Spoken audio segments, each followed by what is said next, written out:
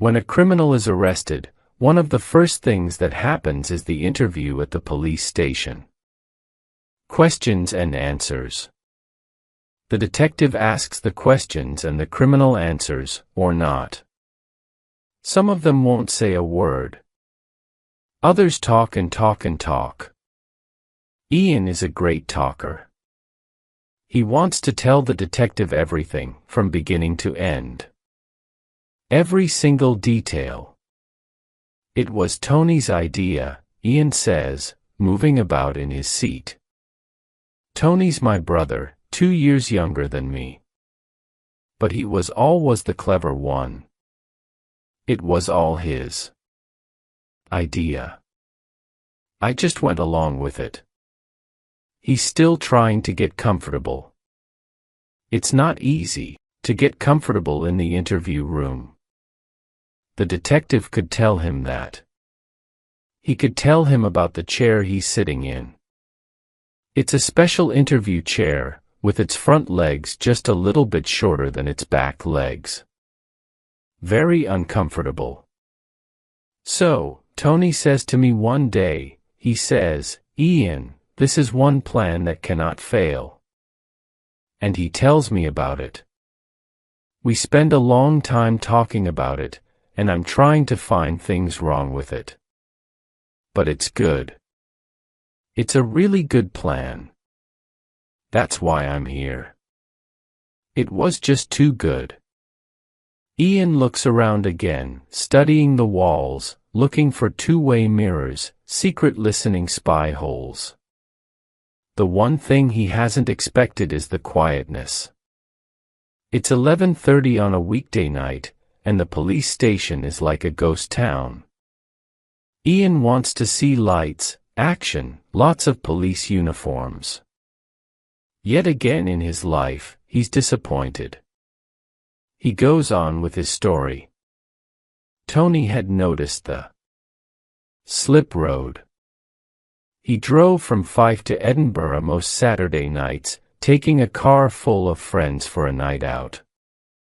On the A90 road south of the 4th Road Bridge, Tony saw the signpost for the slip road. Department of Transport, vehicle check area only. That's what started his idea. The next morning, he went back and drove up the slip road, which took him to a kind of roundabout in the middle of nowhere. He stopped his car and got out. There was grass growing in the middle of the road. He didn't think the place got used much. There was a hut nearby, and another slip road went back down onto the A90 road. He stood there for a while, listening to the noise of traffic below him, and the idea slowly grew in his mind.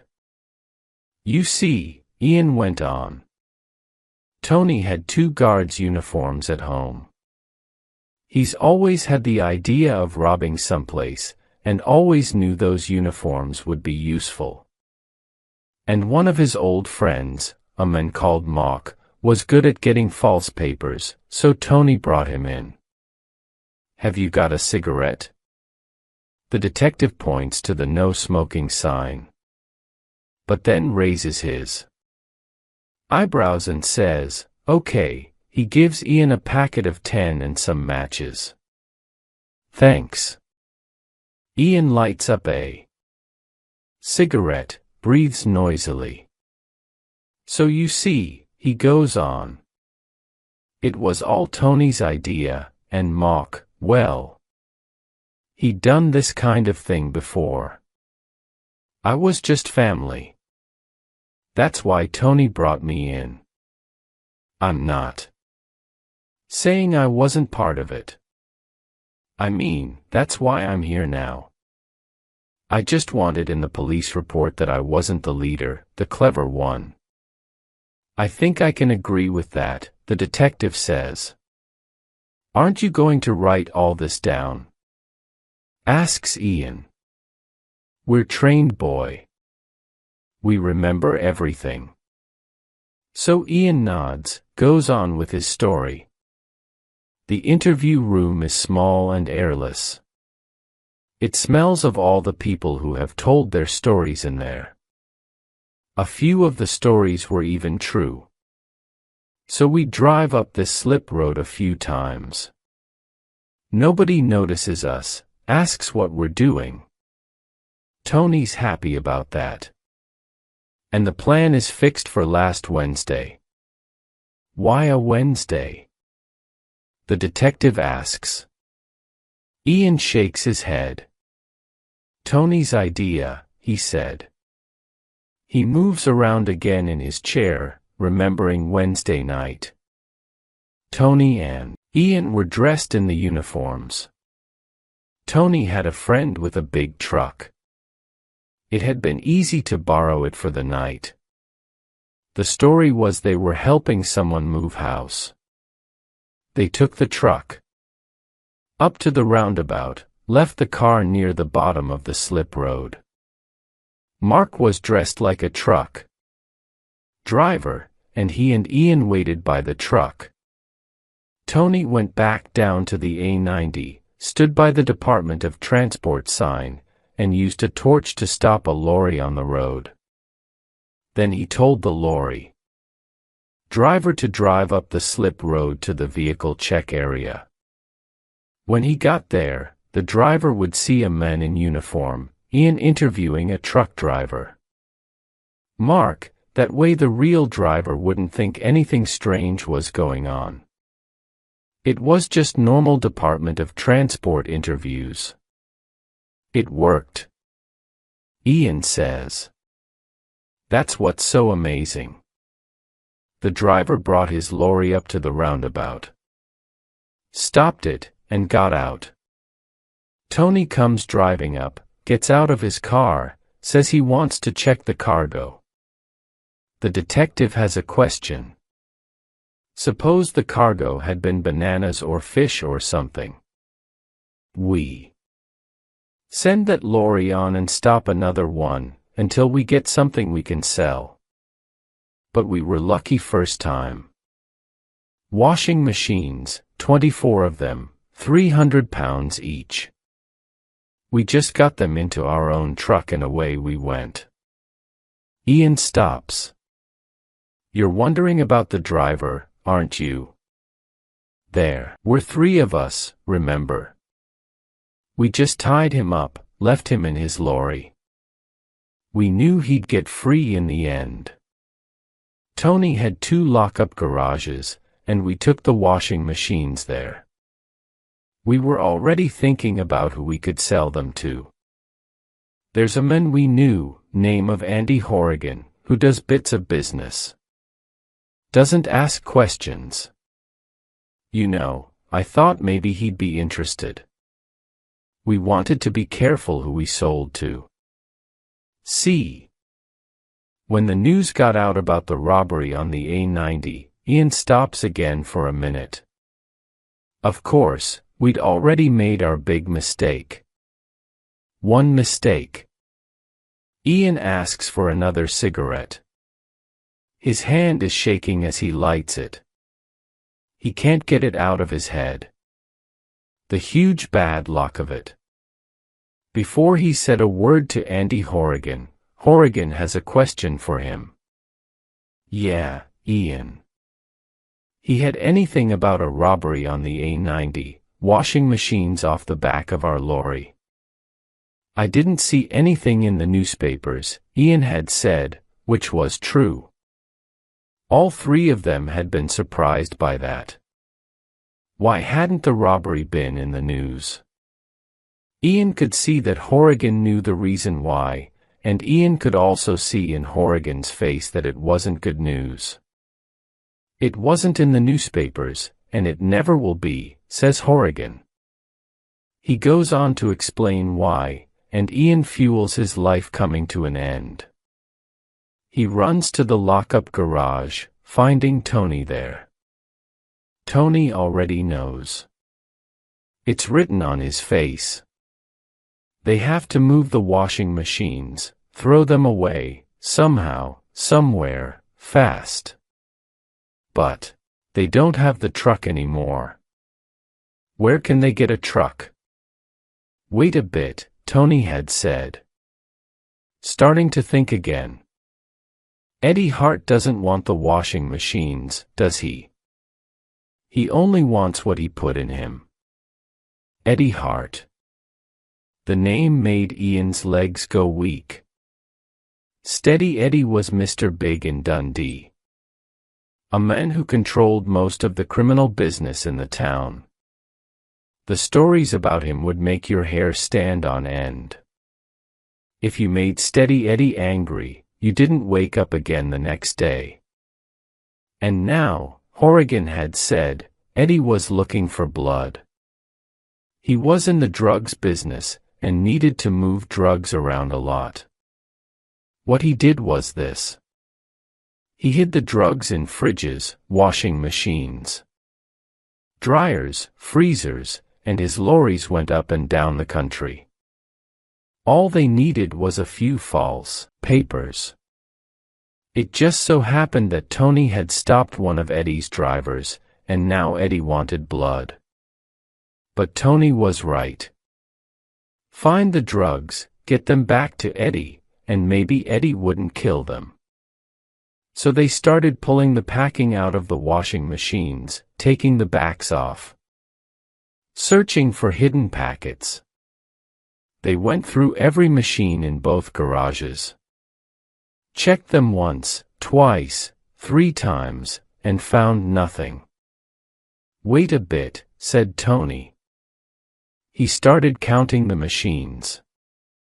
There was one missing. The brothers looked at each other, then ran to Tony's car. At Mark's mother's house, Mark had just fitted her new washing machine. Mark's mother was as pleased as anything. She had a crowd of neighbors in her kitchen. My boy's so good to me, she was telling them. He saved his money and bought me this as a surprise. Even Ian knew they were in real trouble now. Everyone in town would get to hear about the new washing machines, and everyone meant Eddie Hart. Tony and Ian took Mark outside and explained. Mark went back inside, pulled the machine out again, and started taking the back off. His hands were shaking so much it took him a long time. But, at last, he had the back off and began to pass brown paper packets to Tony and Ian. Tony explained to the neighbors that these were just heavy things used in packing to stop the machines shaking in the lorry. Like bricks, one neighbor asked. And when Tony agreed with her, sweat running down his face, she added another question. Why cover bricks in brown paper? Tony, beyond explanations, put his head in his hands and wept. The detective brings back 2 cups of coffee, one for himself, one for Ian. He's been checking things. Using the computer, making some phone calls. Ian sits, ready to tell him the end of the story. We had to think of a way to get the drugs back to Eddie. He has a nightclub in Dundee.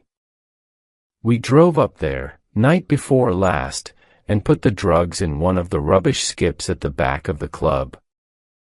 Then, we phoned the club and told them where to find the packets. The problem was that their rubbish skips are emptied at night. So, sometime, that night, the skip got emptied. And it was me who made the phone call. And there were 2 numbers in the phone book. I meant to phone the office number, but I got it wrong and phoned the other number, which is a phone by the bar. Anyway, someone answered. I said my piece and put the phone down. Maybe it was a customer. Maybe they went outside and got the drugs for themselves before the skip was emptied. Maybe they thought I was crazy or something. Ian's voice is shaking. He's almost crying. So Mr. Hart didn't get his drugs back. The detective guesses. Ian nods. And now your brother and Mark have gone missing. Eddie's got them, says Ian. He must have. And so you want us to protect you? The detective asks. I'm in terrible danger. Ian says. I mean, there's a price on my head now. You've got to help me. The detective shakes his head. If somebody needs protection, we can do it. He says. But, there's no report about robbery of washing machines on the A90. Yes. We would love to catch Mr. Hart and put him in prison. But there's nothing to prove that Mr. Hart is doing anything criminal.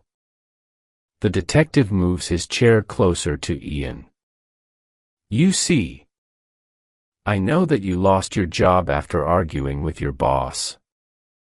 And you told your boss that your brother would come and break his bones. I found that out from the computer. What I didn't find in the computer was anything about washing machines, drugs in brown paper packets, or missing persons. Ian jumps up from his seat, begins walking around the room. You could go to the place where they empty the rubbish skips. If the drugs are there, you'll find them. Or go to the garages. The washing machines will still be there. Unless Steady Eddie's taken them. Don't you see? I'm the only one left who can speak against him.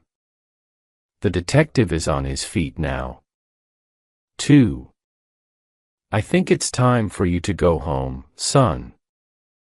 I'll take you to the door. I need protection. The detective comes up to him again.